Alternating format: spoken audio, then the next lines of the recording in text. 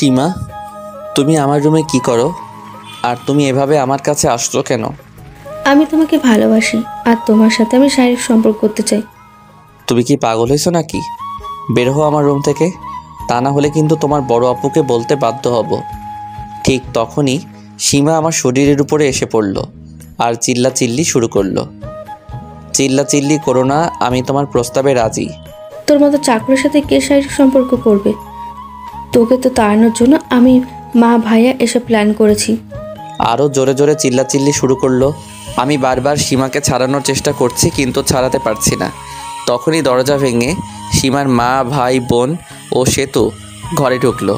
ঢোকার পরপরই সীমা গিয়ে সেতুকে বলল, আমাকে ঘরে ডেকে এনে আমার ইজ্জত লুটার চেষ্টা করতেছে আর বলতেছে, তোরা মা ভাই এই বাড়ি থেকে চলে যা, তাহলে তোর ইজ্জত নিব না।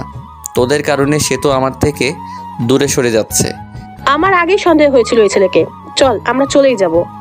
সেতু আমাকে গালে থাপ্পড় মেরে বলল, ছি শুভ, আমি এটা ভাবতেই পারিনি তুমি এই কাজটি করতে পারলে। আর সীমা, তুই কোনো রকম ভুল করিসনি। তুই কেন চলে যাবি? যে তোর সাথে ভুল করেছে সেই বাসা থেকে চলে যাবে। এটা বলে সেতু চলে গেল। আমি কোনো রকম ভুল করিনি, কিন্তু তাও আমাকে ভুল বুঝলো সেতু। যার জন্য এত কিছু করলাম, সেই কিনা আজ আমাকে বিশ্বাস করতে পারলো না। যদি কপালে সুখ না থাকে, তাহলে সুখ আসবে কিভাবে? বন্ধু, চল চলে যাই। আমাদের এত বড় বাড়িতে মানাচ্ছে না। আমরা পথের মানুষ, চল আবার ওই পথেই চলে যাই। ওইখানে আমাদের ভালো মানাবে রে। হয়তো আপনারা কিছুই বুঝতে পারছেন না, আসুন বুঝিয়ে দেই। একেবারে প্রথম থেকে বলছি। আমি মোহাম্মদ ফররুক আহমেদ শুভ, আর নায়িকা সেতু। আর আমার একটা ছোটোবেলার বন্ধু আছে, রিফাত। আমার বয়স যখন 16 বছর, তখন থেকে আমি আর রিফাত বন্ধু। আমরা টুকাইয়ের কাজ করি। একদিন কাগজ করতেছিলাম, তখন দেখি আমার সমবয়সী একটা মেয়ে রাস্তায় কান্না করতেছে। আমি রিফাতকে বললাম, চল তো দেখি মেয়েটা কান্না করে কেন। মানুষের কান্নার কথা জেনে তুই কি করবি? নিজেরাই কান্না করে তাল পাই না। আরে মেয়েটা অনেক মায়াবী, দেখেই ভালো লাগছে, চল যাই। ওকে টেনেই নিয়ে গেলাম। মেয়েটাকে বললাম, কি হয়েছে, কান্না করছো কেন? আমি কালকে থেকে কিছুই খাইনি, আমাকে একটু খাবার কিনে দিবেন? আমার অনেক ক্ষুধা লাগছে। আচ্ছা চলো, তোমাকে খাবার কিনে দেই। পরে খাবার কিনে দিলাম। খাবার খাওয়া শেষ হলে আমি বললাম, তুমি থাকো কই? আমার থাকার জায়গা নেই। ও আচ্ছা, তোমার নাম কি? সেতু আমার নাম। আচ্ছা চলো, তুমি আজ থেকে আমাদের সাথে থাকবে। রিফাত আমাকে সাইডে এনে বলল, কি বলছিস? নিজেদেরই তো থাকার ভালো জায়গা নেই, আর তুই? আরে মেয়েটাকে অনেক ভালো লাগছে, তুই চুপ থাক। পরে সেতু আমাদের সাথে আসলো, আমরা তাকে নিয়ে আসলাম। আমরা যেখানে থাকি, মেয়েটা বলল, তোমরা এখানে থাকো? আচ্ছা তোমার বাবা নাই, তাদের কি হয়েছে? আর তোমার পোশাক দেখে তো মনে হচ্ছে তুমি ভালো পরিবারের মেয়ে। আমার সবকিছু থেকেও কেউ নেই। আমার মা মারা যায়, আর পরে বাবা একটা বিয়ে করে। আমার সৎ মায়ের 2টা সন্তান ছিল। ওই মা আমাকে দেখতেই পারতো না, বাড়ির সব কাজ আমাকে দিয়ে করাতো, আর আমাকে ভালোভাবে খেতেও দিত না। আমি বলেছিলাম বাবাকে সবকিছু বলে দিব। সেদিন আমি বলার আগেই মা এসে বাবাকে বলে, আমি নাকি তার ছেলে মেয়েদের মারি, আর তাকেও নাকি অনেক কিছু বলি, তাকে বাড়ি থেকে চলে যেতে বলি। এসব বললে বাবা আমাকে অনেক বকে। পরের দিন যখন আমি খেতে যাই, তখন আমাকে অনেক মারে।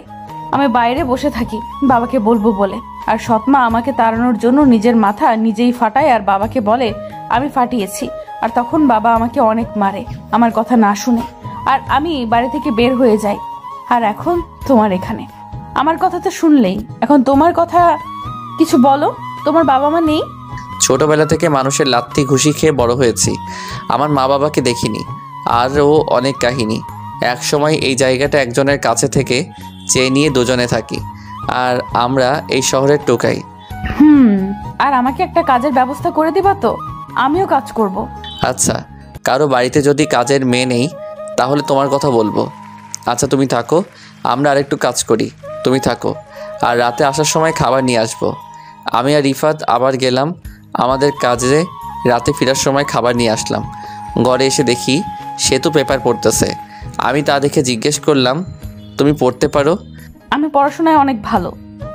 আমার একটা বড় আশা ছিল আমি বড় হয়ে ডাক্তার হব। স্বপ্নটা স্বপ্নই রয়ে গেল। আরে তুমি পড়ালেখা করো, আমি তোমার খরচ চালাবো। যত টাকা লাগবে সব টাকা আমি দিব। আমিও কাজ করব। আরে একসাথে 2 কাজ করা যায় না। তুমি পড়বে, আমি কাজ করব। আর আমার বন্ধু রিফাত শুধু এতিমের মতো আমাদের কথা শোনে। সেতু স্কুলে ভর্তি হলো, এখন আর বাইরের খাবার খাই না, এখন প্রতিদিন সেতুই রান্না করে। এভাবে ভালোই চলছে আমাদের দিনকাল। এভাবে কয়েকটা বছর কেটে গেল। কিছু টাকা জমিয়েছিলাম, সে টাকা দিয়ে একটা অটো কিনে চালানো শুরু করি। আর সেতু লেখাপড়া করেও এখন ইন্টারে পড়ে, সামনে নাকি অনেক বড় একটা পরীক্ষা আছে, তাই সেতু বেশি বেশি পড়ে। একটা সময় সেতুর পরীক্ষা শেষ হয়ে যায়। পরীক্ষা শেষে সেতু বলতেছে, আমি ডাক্তারি করব না, ডাক্তারি করতে অনেক টাকা লাগবে। টাকার জন্য তো আমি আছি, তোমাকে ভাবতে হবে না। আরে মিনিমাম 2 লাখ টাকা লাগবেই। এত টাকা তুমি কই পাবা বলো? সেটা তোমার চিন্তা করতে হবে না। আমি আছি কিসের জন্য? আমি তো আছি তোমার চাহিদা পূরণের জন্য। ঠিক আছে বসো, আর রিফাতকে ডাক দাও, একসাথে খাবে। রিফাতকে ডাক দিয়ে খেতে বসলাম। খাবার খেয়ে আমি রিফাত শুয়ে আছে। আমার একটা টেনশন, এত টাকা পাবো কোথায়? কিরে, কি চিন্তা করছিস? কিছু না রে, তুই ঘুমা। ভালোই কাটলো দিনগুলো। সেতুর রেজাল্ট বের হলো, অনেক ভালো রেজাল্ট করেছে। আমি তো আর অত কিছু বুঝি না। সেতু রেজাল্টের পর আমাকে জড়িয়ে ধরে বলল, শুভ চলো না বিয়ে করে ফেলি, বিয়ের পর না হয় পড়বো। এসব কি বলছো সেতু? তোমার আমার বিয়ে হলে তোমার লেখাপড়ার হবে না? তোমার লক্ষ্য পূরণ করো, তারপর না হয় ওসব ভাবা যাবে। সেতু তেমন কিছু বলল না, শুধু বলল, আমার লক্ষ্য পূরণ করতে হবে। সেতু সরকারি কলেজে পরীক্ষা দিবে, সেই সব বাবদ টাকা লাগবে 25,000-এর মতো। আমি টেনশনে পড়ে গেলাম, এত টাকা কই পাবো? রিফাতের কাছ থেকে নিলেও তো এত টাকা হবে না। তাই ভাবলাম ওর জন্য আমি সব কিছু করতে পারি, তাই আমার একটা কিডনি ওকে দিয়ে দিব। আর একটা কিডনি দিলে তো মানুষ মরে না, আমি না হয় একটা কিডনি নিয়েই বেঁচে থাকবো। তাই আর কোনো বুদ্ধি না করে হাসপাতালে গেলাম আমার একটা কিডনি বিক্রি করতে। বিক্রি করার জন্য টাকা চাইলাম 3 লক্ষ। ডাক্তারও রাজি হলো, টাকা নিয়ে আসলাম। হাসপাতাল থেকে ফেরার পর একটু অসুস্থ হই। সে তো অনেক সেবা করেছে আমার। শরীর সুস্থ হলে আবার কাজে লেগে পড়লাম। কিডনি বিক্রির কথা সে তো জানে না, রিফাতও জানে না। সে তো সরকারি কলেজে ভর্তি হয়েছে। তখন সেখানে যত টাকা লাগে আমি সেতুকে দিয়ে দেই। সেতু আমাকে বলেছিল, এত টাকা কই পাই? আমি বলেছিলাম, কোথায় পাই সেটা জেনে তুমি কি করবা? তোমার যে কাজ, সেই কাজটাই তুমি মনোযোগ দিয়ে করো। টাকা দিয়ে ভালো করে বাড়ি করেছি, এখন সুন্দর দেখা যায়, যদিও টিনের সব কিছু। সময়ের পর সময় যেতে লাগলো। সেতু লেখাপড়া শেষ। কিছুদিন পর সেতু অনেক বড় ডাক্তার হবে। পরীক্ষায় সেতু প্রথম হয়েছে, এটা দিয়ে ছবি বের হয়েছে, অনেক ভালো লাগলো। ফটোয়ের ভিতর সেতুকে আরও সুন্দরই লাগছে বেশি। সেতু বড় ডাক্তার হয়ে গেল। সেতুও অনেক রোগী দেখে। আমরা এখন 2 তলা বিশিষ্ট বাড়িতে থাকি। সেতু বাড়িটা কিনেছে। সেতু একদিন রোগী দেখতেছে, হঠাৎ করে একটা লোককে দেখে চমকে ওঠে। লোকটি ছিল সেতুর বাবা। সেতুর বাবার করুণ অবস্থা, এটা দেখে সেতু তার বাবার কষ্ট দেখে চোখ দিয়ে পানি চলে আসে। আর সেতু বাবা বলে ডাক দেয়। আর তখন সেতুর বাবা বলল, ম্যাডাম, আপনি কাকে বাবা ডাকছো? আমি তোমার সেই হারিয়ে যাওয়া মেয়ে সেতু। সেতুর বাবার নাম রফিক। তুই আমার হারিয়ে যাওয়া মেয়ে, আমার মাফ করে দে মা। আমি তোকে অনেক খুঁজেছি, কিন্তু তোদের পাইনি মা। আমাকে মাফ করে দে মা, আমি তখন তোকে বুঝতে পারিনি। ঠিক আছে বাবা। আর এরা কারা? সেতুর সৎ ভাই ও বোনের দিকে উদ্দেশ্য করে জিজ্ঞেস করলো। সেতুর বোন সীমা, ভাই সোহেল। এরা তোর ভাই বোন? সেতু তাদের সাথে কথা বলল। সেতু তার বাবার চিকিৎসা করানোর দায়িত্ব নিল আর বলল, তোমরা এখন আমার সাথে থাকবে। পরে সেতু রফিক ও সেতুর ভাই বোনের সাথে তাদের বাড়িতে যায়। বাড়িতে গেলে সেতুর মাও সেতুর কাছে মাপ চায়, ভুল স্বীকার করে। সেতু সবাইকে এই বাড়িতে নিয়ে আসে আর আমার আর রিফাতের সাথে পরিচয় করিয়ে দেয়। তারপর সেতু আমাদের কথা বলে। সেতু যখন বাড়ি ছেড়ে দেয় তখন থেকে এরা বড় করে, সবাই যার যার রুম দেখিয়ে দেয়। বাড়ির সব কাজে দেখাশোনা আমি আর রিফাত করি। এইভাবে ভালোই গেল দিনগুলো। কিন্তু তারপর থেকে সেতুর আম্মু, ভাই বোন আমাকে আর রিফাতকে দেখতেই পারে না। একদিন খাইতে বসছি, তখন সেতুর ভাই সোহেল বলল, মা, আমি বাড়ির চাকর বাকরের সাথে এক জায়গায় বসে খেতে পারবো না, আমার খাবার ঘরে দিয়ে আসিও। বাবা, এইরকম করে বলিস না, চাকর বাকরের অনেক সম্মান এই ঘরে। আমার খাবার ঘরে দিয়ে আসো। পরে ওরা চলে গেল। আমি আর রিফাত শুনেও না শোনার ভান করে খেয়ে ঘরে গেলাম। সেতু রাতে বাড়ি ফিরলে আমি সেতুর সাথে কথা বললাম। কথা বলে ঘরে আসলাম। সেতু খাইতে বসছে। তখন সেতুর ভাই সোহেল সেতুর মাকে বলে, মা, আমার অনেক ক্ষুধা লাগছে। আগেই খেয়ে নিতি। কিন্তু কিন্তু কি আবার? কিছু না মা, তুমি কত পরিশ্রম করে এসেছো, তুমি খাও, পরে ওকে খাবার দিয়ে দিব। কি হয়েছে বলো? শুভ আমাকে খাবার দিতে না করেছে। কাজ করি না, তাই শুভ বলছে আগে কাজ করতে হবে, তারপর খাবার খেতে হবে। আর বাড়ির সব কাজের লোক ও তাড়িয়ে দিয়েছে। তখনই সেতুর বোন সীমা রান্নাঘর থেকে বের হয়ে এসে বলল, হ্যাঁ আপু, আমাকে রান্না করতে পাঠাইছে, এখন পর্যন্ত না খাইয়ে রাখছে। এসব শুনে সেতুর রাগ উঠল। মানবতার খাতিরে কিছু বলল না, রাগ আমার উপর থেকেই গেল। আমি উপরের বারান্দা থেকে সব কিছু শুনলাম। আমি এখন যদি সত্যি কথাগুলো বলতে চাই তাহলে উল্টা আরও আমি বকা শুনবো, আর সেতুই আমার কথাগুলো বিশ্বাস করবে না। প্রতিদিনই আমাদের সাথে খারাপ ব্যবহার করে। রিফাত উত্তর দিতে চাই, কিন্তু আমি কিছু বলতে মানা করি। হঠাৎ করে একদিন সেতুর বোন আমার রুমে আসে। সীমা এসে কি করে তা তো আপনারা জানতেই পারছেন প্রথম পর্বে। সেতুর বাসা থেকে বের হয়ে আসলাম। গেটে এসে মুচকে একটা হাসি দিয়ে মনে মনে বললাম, কতগুলো দিন একসাথে থাকলাম, তোর শরীরের প্রতি কোনো দিন লোভ করিনি, আর আজকে সেই অপরাধে আমাকে ভুল বসলি। যাই হোক, আমরা আমাদের আগের বাড়িতে চলে আসলাম। অনেক কষ্ট হচ্ছে। তখন রিফাত বলল, বন্ধু মন খারাপ, অনেক কষ্ট হচ্ছে তাই না? আমি কোনো কথা বললাম না। রিফাত একটা গান গাওয়া শুরু করলো আমার মনটা ভালো করার জন্য। আমি জানি ওরও মন খারাপ, কিন্তু ও সব কিছু হাসি মুখে মেনে নিয়েছে। আমার কষ্ট হচ্ছে কারণ আমি যে তাকে ভালোবেসেছিলাম। ওর গান শুনে হাসি না আসলেও রিফাতকে সান্ত্বনা দেওয়ার জন্য একটু হাসলাম আর বললাম, বন্ধু, নয়া জীবনে পা রাখলাম, অতীতে কিচ্ছু নেই আমাদের। বন্ধু। আবার আগের কাজটাই শুরু করলাম। এদিকে সেতুর বাবা সেতুকে বলল, দেখ মা, তুই এখন ভালো বুঝিস, তুই কোনো কিছু বলার অধিকারটাও আমি হারিয়ে ফেলেছি। তুই ওদের বাড়ি থেকে বের করে দিয়ে অনেক বড় ভুল করলি। তোরা একসাথে এতদিন ছিলি, শুভ আর রিফাত তোর সাথে ছিল। চাইলে তোকে শুভ তোর সাথে অনেক কিছুই করতে পারতো, কিন্তু ওরকম কিছুই করেনি। তোকে বেশি কিছু বলবো না, কারণ তোর বোঝার যথেষ্ট বয়স হয়েছে। সেতু ওর বাবার কথা একটু গুরুত্ব দিল না। এদিকে আমার আর রিফাতের একটু খাওয়ার কষ্ট হচ্ছে। আমার জন্য রিক্সা চালানো একটু কষ্টকর হয়ে গেছে। আপনার জানেন তো আমার একটা কিডনি নেই। ডাক্তারের কাছে গিয়েছিলাম, পরিশ্রম করতে মানা করে দিছে। আমার মুখ থেকে হাসি চলে গেছে। সেতুকে অনেক ভালোবাসতাম, তাই তো বলতে অনেক কষ্ট হচ্ছে। 7 দিন কেটে গেল। তখন রিফাত বলতেছে, রান্না বান্না অনেক কষ্ট হয়ে যাচ্ছে তাই না? একটা কথা বলি, কিভাবে যে বলি। আরে বলে ফেলো তো। আমি একটা মেয়েকে ভালোবাসি, আর মেয়েটাকেও আমাকে ভালোবাসে। শালা প্রেম করলি আর জানাইলি না? আমি রাগ করলাম। বন্ধু রাগ করস কেন? আমি চাইতেছি। কি চাইতেছস? আমাদের বাড়িতে তো রান্নার মানুষ নাই, তাই ভাবছিলাম যদি তাকে নিয়ে আসি। আরে পাগল, এই কথা? তো কবে বিয়ে করতে চাস? তুই বললে আজকেই। রাহা নেই যাতা, বহুত তেজ রাখিয়ে। রিফাত শরম পেয়ে চলে গেল। রিফাতের যে মেয়েটি পছন্দ তার নাম হলো আফরিন। রিফাত আর আফরিনের বিয়েটা হয়ে গেল। আফরিন গার্মেন্টসে কাজ করে। রিফাত আর আফরিনের বিয়ে, আমার তো কিছু গিফট দিতেই হবে। আমি রিফাতকে বললাম, বন্ধু এই নে 20,000 টাকা হাতে দিলাম। রিফাত বলল, এত টাকা কই পাইলি তুই? আর টাকা আমাকে দিচ্ছিস কেন? আমার কাছে ছিল, আর তোর কাছে থেকে অনেক টাকা নিয়েছি। নতুন বিয়ে করলি, কিছুদিন ঘোরাঘুরি করবি, টাকা লাগবে, আর এটা তোকে দিলাম, তোর যেন পরে কোনো সমস্যা না হয়। রিফাত নিতে না করলো, তাও আমি জোর করেই দিলাম। ওরা বাসর করবে আর আমি বাসর ঘরে গিয়ে শুয়ে আছি। অন্যদিকে সেতুর মা বলতেছে, বয়স তো অনেক হলো, একটা বিয়ে কর, নাতিদের মুখ দেখি। সেতু বিয়ের কথা শুনে পুরনো কথা মনে পড়ে গেল। সেতু আমাকে বলেছিল, তখন আমি বলেছিলাম, আগে তুমি লক্ষ্যে পৌঁছাও, তারপর ওসব ভাবা যাবে। সেতু ভুল করলে আমি তাকে বকতাম। সেতু বলেছে, আমি অনেক বড় হয়েছি, আর কত শাসন করবে আমায়। তখন আমি সেতুকে বলেছিলাম, তোমার লক্ষ্য যতদিন না পৌঁছাবে ততদিন তোমাকে শাসন করব, আর তোমার স্বপ্ন যেদিন থেকে পূরণ হবে সেদিনের পর থেকে আর তোমাকে শাসন করব না। এসব ভাবতেছে সেতু। হঠাৎ করেই সেতুর আম্মা ধাক্কা মারে আর বলে, কি হলো মা? কিছু না, তোমরা পাত্র দেখো। পাত্র তো দেখাই আছে, ছেলেটা তোর মতোই ডাক্তার। মা এখন ভালো লাগছে না, পরে কথা বলবো। রিফাত আর আফরিনকে আমি জোর করে ঘুরতে পাঠালাম। আমি একাই থাকি।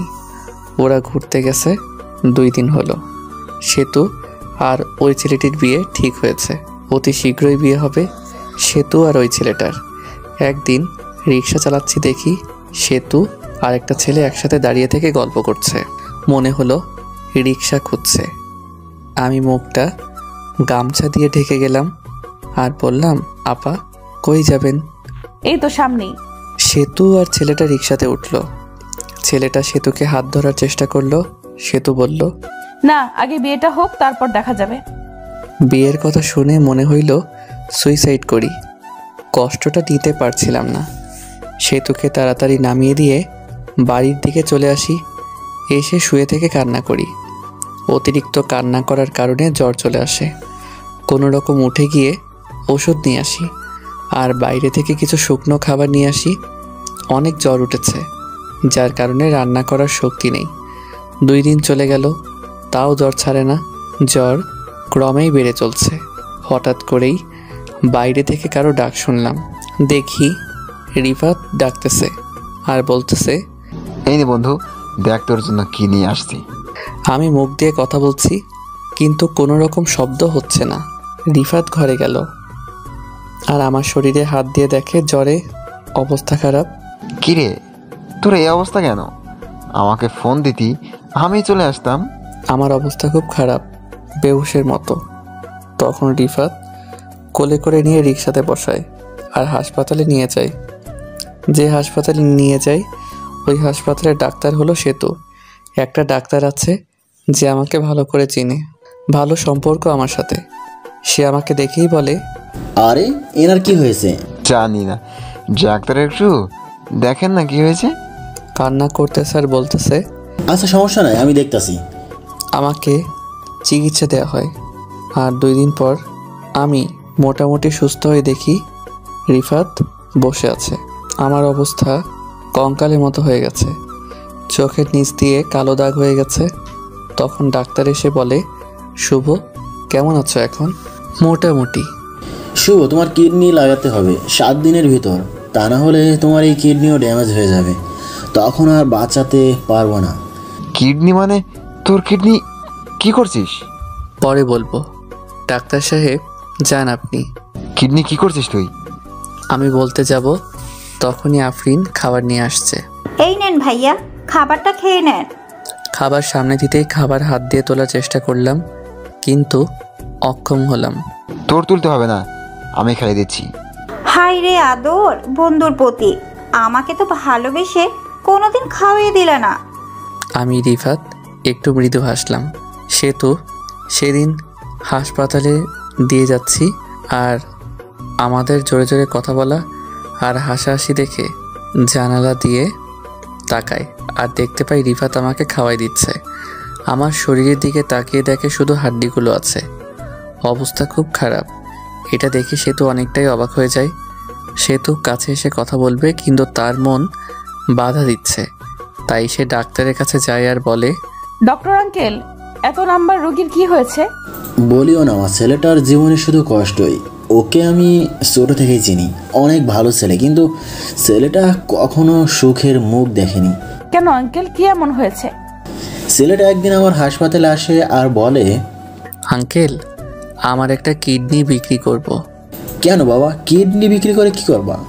আর এত টাকা কি করবা? আঙ্কেল আসলে আমি একটা মেয়েকে ভালোবাসি আর তার স্বপ্ন হলো ডাক্তার হওয়া। আর ডাক্তারি পড়তে তো অনেক টাকা লাগে, তাই টাকার দরকার। বুঝলাম, কিন্তু তুমি যদি তোমারটা আবার প্রতিস্থাপন করতে হবে 5-7 বছরের ভিতরে, তা না হলে অন্যটাও ড্যামেজ হবে।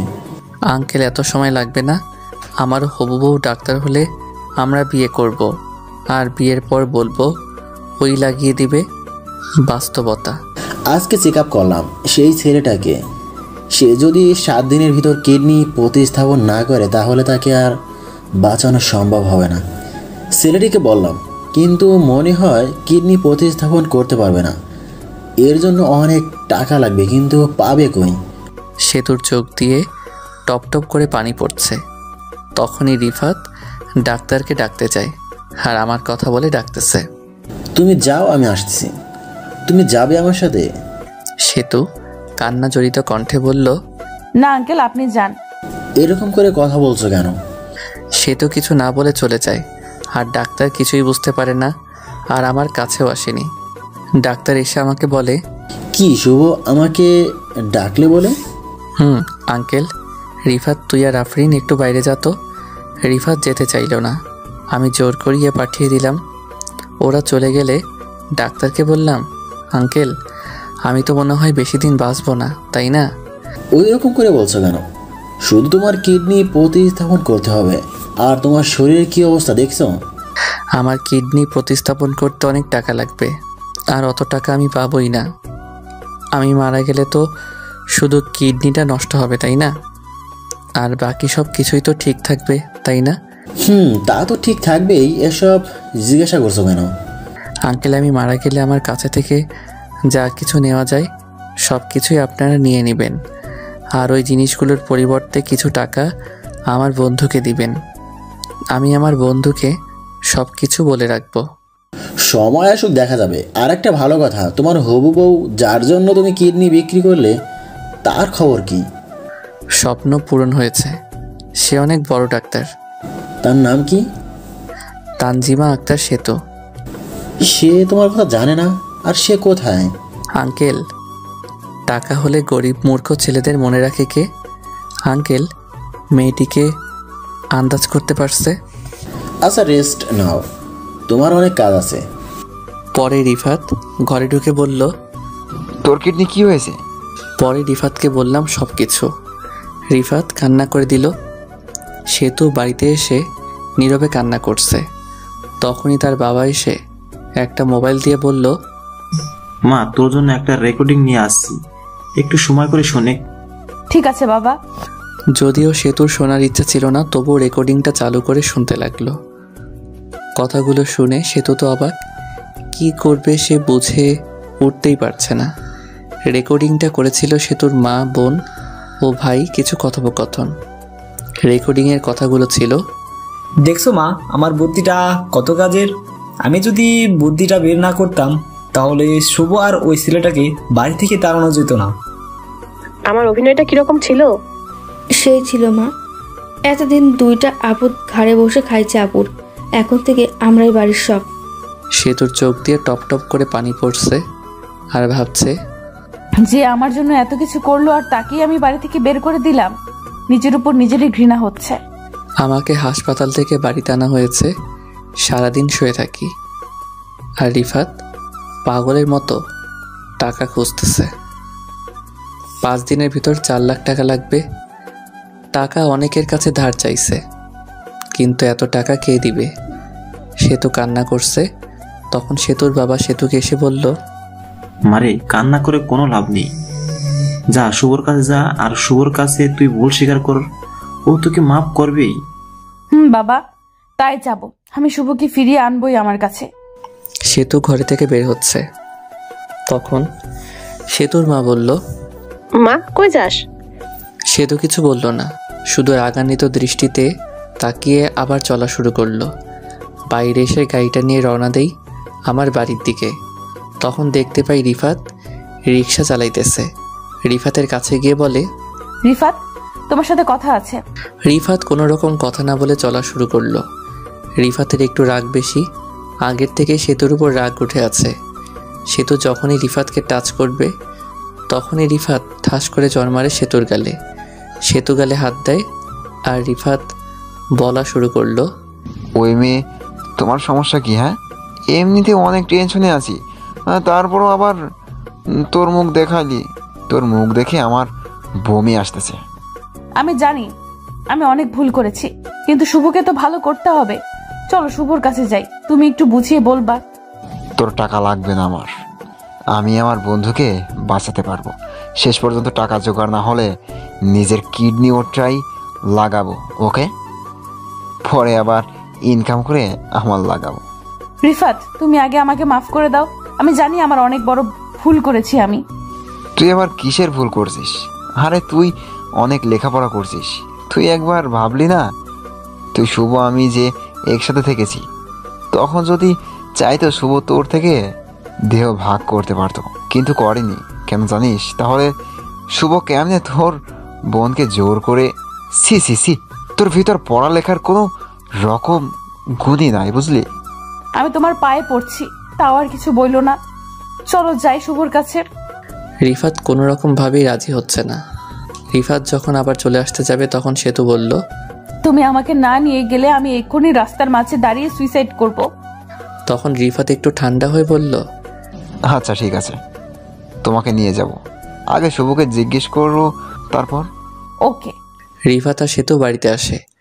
আফরিন আমাকে খাওয়াই দিতেছে। মেয়েটা অনেক ভালো, সব সময় নিজের ভাইয়ের মতো সেবা যত্ন করে।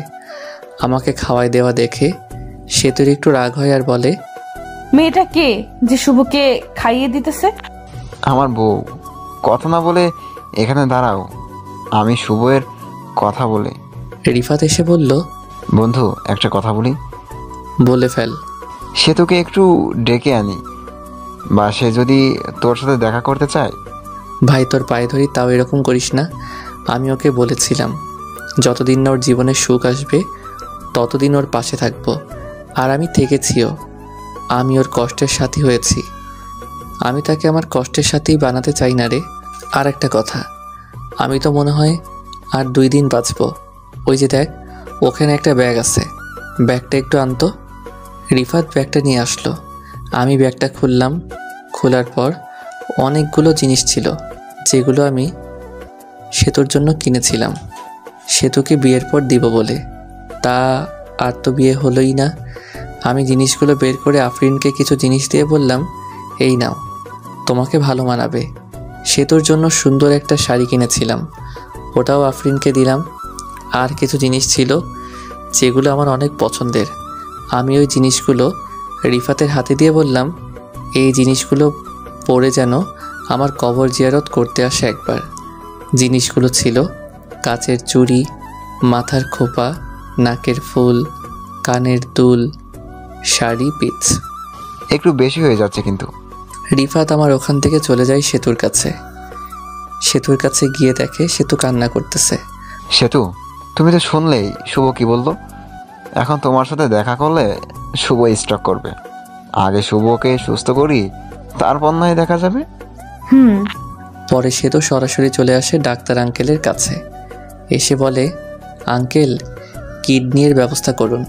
কিডনি দিয়ে কি করবে মা? শুভ তো একটা কিডনি লাগবে, ওটা লাগাবো।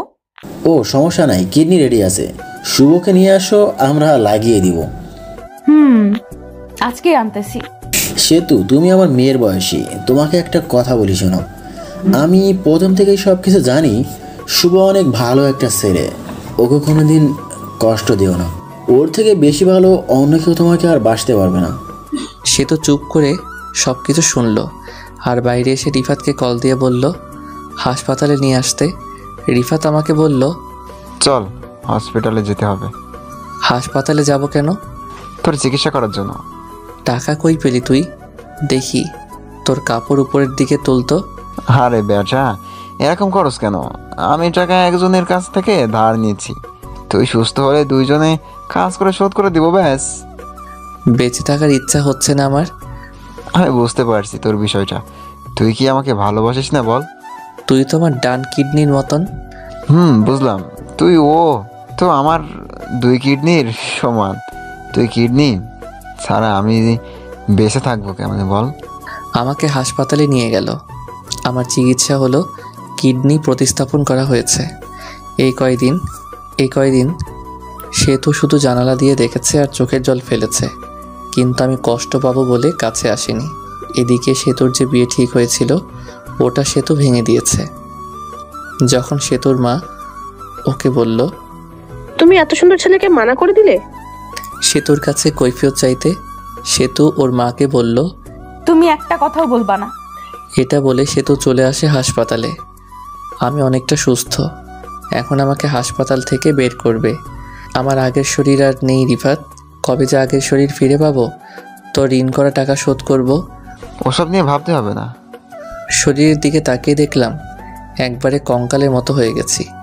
এমনিতে একটু শ্যামলা বরণ, তার মধ্যে অনেক অসুস্থ ছিলাম, ভালো করে গোসল হয়নি, দেখতে একদমই বিশ্রী লাগছে।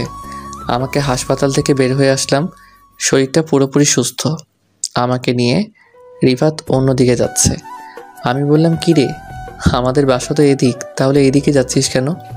তোর জন্য একটা সারপ্রাইজ আছে, আমার সাথে চল, দেখতে পাবি। আমাকে একটা সুন্দর করে সাজানো বাড়িতে নিয়ে যাওয়া হলো। আমি বাড়ির গেটে আসার পর রিফাতকে বললাম, কি রে, কার বাড়ি এটা? এত কথা কস কেন? বাড়ির ভিতরে নিয়ে গেল। দেখে আমার দেওয়া জিনিসগুলো পরে সেতু বসে আছে, পাশে সেতুর বাবা বসে আছে। আমি সেতুকে দেখে উঠে আসা ধরলাম, তখন সেতু আমার পায়ে এসে পড়ল। আমার ভুল হয়েছিল, আমার মাফ চাওয়ার যোগ্য তোমার কাছে নাই, তবুও মাফ চাইছি।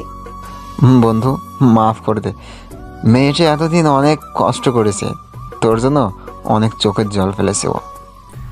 বাবা, ভুল তো সবারই হয়ে থাকে। আমার মেয়ের পক্ষ থেকে আমিও ভুল স্বীকার করছি। ভাইয়া, আপুকে মাফ করে দেন। আপনি যতদিন সুস্থ না হন ততদিন ভালো করে খাবারও খাইনি।